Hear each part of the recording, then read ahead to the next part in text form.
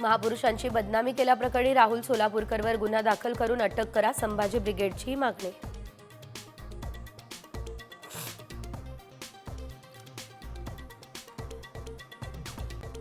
राष्ट्रपती द्रौपदी मुर्मू आज प्रयागराज महाकुंभाला जाणार, पवित्र त्रिवेणी संगमावर करणार स्नान.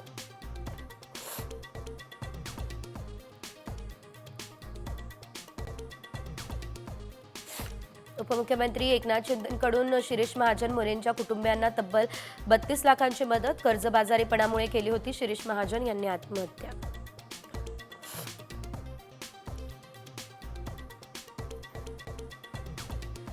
सिंहगडावर मधमाशांच्या हल्ल्यात पर्यटक बेशुद्ध, जखमींवर खडकवासलामध्ये उपचार सुरू.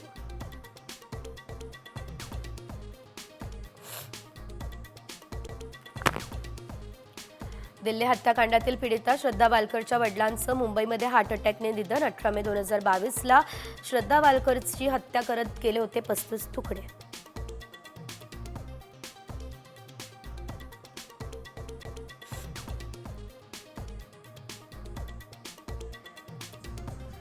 बहिणीच्या लग्नात नाचताना तरुणीचा हार्ट अटॅकने दुर्दैवी मृत्यू, तर मृत्यूचा थरार कॅमेऱ्यात कैद. मध्य प्रदेशच्या इंदौरमधली ही दुर्दैवी घटना.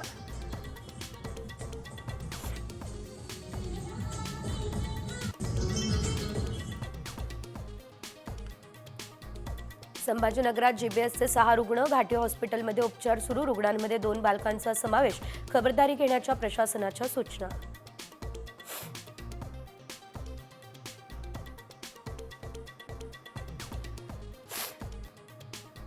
मुंबईकरांचा प्रवास अधिक सुखसाट होणार. पुढील 2 महिन्यात रॅपिडो बाईक टॅक्सी सेवा होणार सुरू, परिवहन विभागाची परवानगी.